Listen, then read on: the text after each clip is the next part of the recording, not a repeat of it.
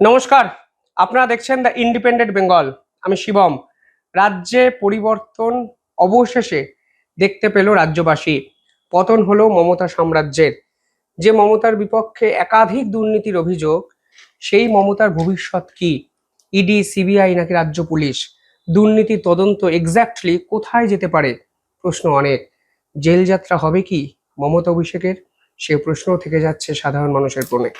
আর আজকে এই বিষয়ে কথা বলতে আমাদের সঙ্গে এই মুহূর্তে উপস্থিত আছেন সিবিআই প্রাক্তন ডিরেক্টর উপেন বিশ্বাস। উপেন বাবু, স্যার, প্রথমেই দ্য ইন্ডিপেন্ডেন্ট বেঙ্গলে স্বাগত।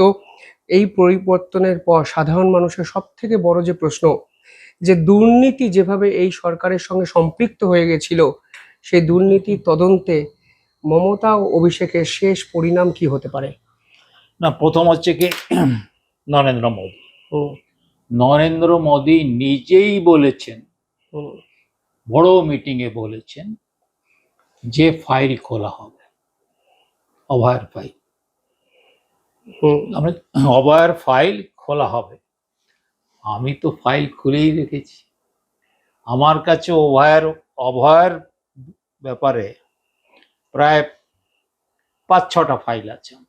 হুম, অতএব এই আমি যখন আমাদের দেশের প্রধানমন্ত্রী এই কথা বলেন, আমি এটা বলতে পারি না যে উনি বলার জন্য বলেছেন। হুম, তাহলে আবার নতুন করে এই তদন্ত হবে। হুম, এবং আমি যখন তদন্তের শেষ দিকের বা শেষ না, প্রথম দিক থেকেই আমি পার্টিকুলারলি মাঝখানেই আমি দেখলাম, প্রথম দিক থেকে আমি সিবিআইকে বলেছি যে সিবিআই ঠিকই করবে, সময় দিতে হবে। কিন্তু কিছুদিন পরেই আমি দেখলাম যে ইনভেস্টিগেশন ঠিকমতো হচ্ছে না। হুম, এবং আমি বারবার টেলিভিশনেও আমি দেখিয়ে দিয়েছি, এরা বলছে যে ওই লোকটাই মেরেছে। হুম, আমি বারবার বলেছি যে একটা লোক এইভাবে মারতে পারে না। হুম, আমি দেখিয়ে দিয়েছি, এমনকি একটা সুমনের ওদের এতে ওর মা বাবাও সেদিন ছিল, হুম, যে একটা লোককে যদি বলা হয় যে তার গলা টিপে মারা হয়েছে, আবার বলা হচ্ছে তার নাক চেপে ধরা হয়েছে, তাহলে তো এখানেই দুইজন লোক লাগবে তাকে মারতে। তারপর করতে গেলেই তার সে হাত পা ছড়াবে, তো সেইখানে তো সেই এক হাত তো ধরতে পারে না, তার এখানেও দুজন লাগে। তখন তার পাও সে লাফালাফি করবে, সেখানেও দুজন লাগে। তাহলে এটা তো অ্যাবসার্ড কথাবার্তা যে একজন লোক তাকে মেরেছে। এবং আমি সিবিআই পুরনো লোক, অনেক দিন ধরে সিবিআইতে কাজ করেছি। প্রথম দিকে এক রাউন্ড, তারপরে তো রিটায়ারও করেছি সিবিআই থেকে। যে টিম যেটা করেছিল ওরা, সেই টিম ঠিক না। এবং সেই টিমের অফিসাররাও খুব নিম্ন স্তরের অফিসার, মানে নিম্ন লেভেল, স্তরটা কথাটা ঠিক হবে না, লেভেল, মানে তারা সিনিয়র অফিসার্স না। তার ফলে হয়েছে কি, যে তারা এই ইনভেস্টিগেশন ঠিকমতো করে করেনি। অতএব নরেন্দ্র মোদী যখন বলেছেন যে ফাইল খোলা হবে, আমি তো আগে আবার নতুন করে আবার ঘুরিয়ে বলি, ফাইল তো আমি খুলেই বসে আছি। অতএব এই তদন্ত, এমন কি, আচ্ছা আমার কাছে ও যতই হোক, সে বিজেপি হোক আর যাই হোক, তদন্ত যদি মুখ্যমন্ত্রী বা আমাদের দেশের প্রধানমন্ত্রী বলেছেন যে ফাইল খোলা হবে, যদি ফাইল না খোলা হয় তাহলে আমি হব প্রথম মানুষ যেখানে আমি বলবো যে তোমরা তোমাদের কথা রাখো। সে অনেক প্রতিশ্রুতি দিয়েছে, প্রত্যেকটা প্রতিশ্রুতি তাকে মানতে হবে। এবং প্রত্যেকটা প্রতিশ্রুতি আমরা একেবারে একেবারে মানে গুটিয়ে গুটিয়ে দেখব যে সেই প্রতিশ্রুতি ঠিকমতো করা হয়েছে কিনা।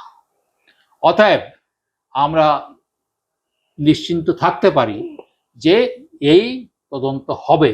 কিন্তু এখনই যদি আমরা বলি যে এই তদন্তে কাকে অ্যারেস্ট করা যাবে, কারে হুম। অ্যারেস্ট করা না যাবে, কেন ব্যাপারটা অনেক বড়। প্রথম হচ্ছে যে স্যার শুধু আরজি কর নয়, একাধিক মামলায় হ্যাঁ একা একটা এটাও তো না ভাবনার একটা বিষয়। এটা যেহেতু এই পয়েন্টটা রাইট। তুমি বলেছিলে হুম। তাই আমি বললাম। হুম। প্রশ্নটা হচ্ছে কি, যে আরজিকর, আমরা শেষ করি, হুম। যে আরজিকরের যে আসল লোকটা এবং কি সুপ্রিম কোর্টের প্রথম হিয়ারিং এ বলা হলো the scene of crime has been altered. Unfortunately, সেই সিন অফ ক্রাইম ইনভেস্টিগেশন হয় নাই। হুম। অতএব আমি এই যে সেকেন্ডলি যে হাইকোর্ট প্রথমে অর্ডার দিয়েছিল হুম। এবং আমার কাছে ওইখানে রয়েছে হাইকোর্টের, আমি বলবো কি আমাদের হাইকোর্টের চিফ জাস্টিস এই ব্যাপারে যে অর্ডার দিয়েছিল, অনেকেরই সময় নাই সেটা দেখার, আমি বারবার পড়ে দেখছি কি যে ইঙ্গিত মমতা ব্যানার্জির দিকে, ইঙ্গিত মমতা ব্যানার্জির দিকে, বলে একে কেন, যে লোকটাকে মনে করা হচ্ছে সেই হচ্ছে আসল অপরাধী, সেই সব করিয়েছে, তাকে কেন সঙ্গে সঙ্গে আর একটা কলেজে প্রিন্সিপাল করা হলো, এটা উত্তর দাও। সেই উত্তর এই আগে এই আগের এখন সে গভর্নমেন্ট নেই, গত মানে গত রাত্রেই রাজ্যপাল সেটাকে চলে গিয়েছে, সেই তারা উত্তর দিতে পারে নাই। অতএব যদি ঠিক মতো ইনভেস্টিগেশন করতে হয়, it must start from Mamata Banerjee. Next sir, এই যে দুর্নীতির এই মামলাগুলো চলছিল, অভিষেক বন্দ্যোপাধ্যায়কে বারংবার ইডি সিবিআই তলব করেছে, এই শিক্ষক নিয়োগ দুর্নীতি, কয়লা দুর্নীতি, বিভিন্ন দুর্নীতির সঙ্গে স্যার তৃণমূল কর্তা বা নেতাদের নাম জড়িয়ে গেছে, এখন ওপেন সিক্রেট। সেইটা স্যার কিভাবে করা উচিত বলে আজকের দিনে আপনি মনে করছেন? না, প্রথম হচ্ছে দুর্নীতি, যে তোমরা জানো যে এই জিনিসটা আমি এক্সপোজ করেন সকলের আগে, এক্সপোজ করি, কিন্তু যখন আমাকে ডাকা হলো কোর্টে, আমাকে মানে পার্টি করা হলো, তো প্রথম দেখলাম যে এরা সিবিআই টিভির সম্বন্ধে কোনো আইডিয়া নেই, ও জাজেরও নাই। তখন আমি ক্লাস নিলাম, পরের দিন আনন্দবাজারে বেরিয়েছিল উপর বিশ্বের সাদা কাপড়ে ক্লাস নিয়েছে। তারপরে কি হলো, নেক্সট সেকেন্ড দিনে আবার গেলাম, তাহলে আপনার কি মতামতটা, কিভাবে ইনভেস্টিগেশন হবে? তখন আমি বললাম 1 2 3 4 5 এইভাবে ইনভেস্টিগেশন হবে। জাজ আমি নাম করব না, কারণ এখন তিনি রাজনীতি করেন। তো তিনি লিখে নিলেন এবং সবাইকে জিজ্ঞেস করলো, মানে যারা ফরে এবং এগেনস্টে, তারা বলল না, উনি যা বলেছেন ওইভাবে ইনভেস্টিগেশন করবে। কিন্তু আজকে তোমাকে বলছি শিবা, বেশ 5-6 দিন পরে আমি দেখছি যে যেভাবে ইনভেস্টিগেশন করা উচিত সেই দিকে যাচ্ছে না। মানে বিচারপতি অভিজিৎ গাঙ্গুলি, আমি নাম তো করবো না, তৎকালীন যে বিচারপতিও আমি দেখছি যে সেও আমার প্রতি ইনডিফারেন্ট হয়ে গেছে। তা আমি দেখলাম তো এখানে থাকবো কেন? তিনি প্রত্যেকবার আমাকে জিজ্ঞেস করতো আপনি এটা কি বলেন, আমি যা বলতাম লিখে রাখতো এবং এখনো রয়েছে এখানে। কিন্তু এইবারে উনি কি বলা আরম্ভ করলেন যে এফিডেভিট করে দেন, তখনই আমি বুঝলাম সামথিং রং। তারপরে আমি আর কোর্টে যাইনি।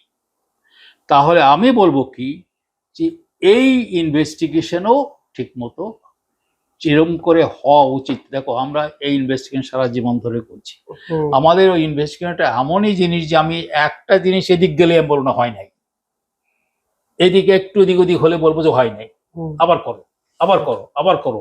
ইনভেস্টিগেশন খুব বোরিং, কিন্তু আমি এই কথাটা বলি, ইনভেস্টিগেশন এই নয় যে মানে তুমি এটা এর মতো বন্দুক দিলে আর ইনভেস্টিগেশন কমপ্লিট হয়ে গেল, সেটা নাই। তো ওই আর একটা কথা, যে মমতা ব্যানার্জি তো সুপ্রিম কোর্টের অর্ডারও মানে নাই। এমনকি সুপ্রিম কোর্ট যখন আলটিমেটলি বলল যে এই যে যারা যারা এই এই টাকা দিয়ে মন্ত্রী কি বলে মাস্টার হয়েছে, তাদের কাছ থেকে টাকা ফেরত নিতে হবে, তারপর সুদ সহ দিতে হবে, সেটা কিন্তু সে করে নাই। উল্টো তাদেরকে, তারা যাতে পরীক্ষা দিতে পারে, তারা যাতে, তাদের টাকা যাতে না দিতে হয়, তাই করেছে। অর্থাৎ আমি বলবো কি, যে সব কিছু যদি আমি 1 2 3 করে একটা সার্কেল বানাই, তাহলে প্রত্যেকটার মধ্যেই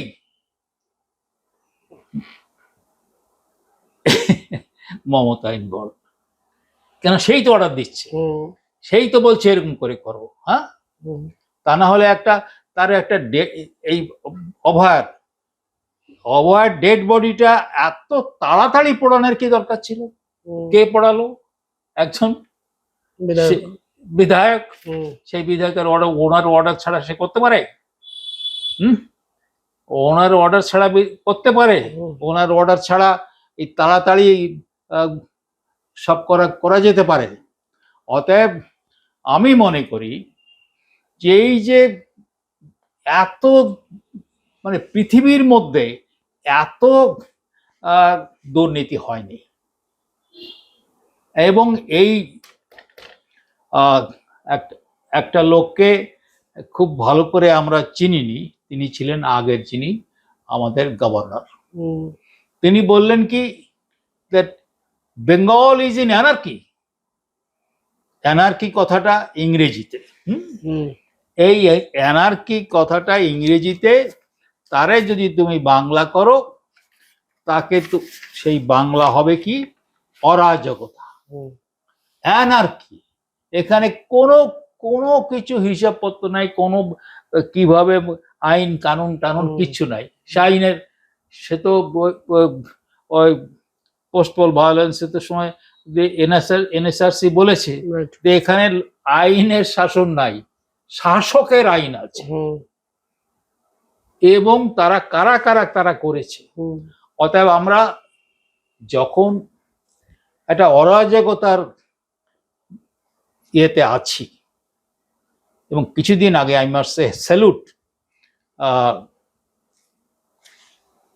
এন্ডিট, এই যে তোমরা যেটা করো ইউটিউবের,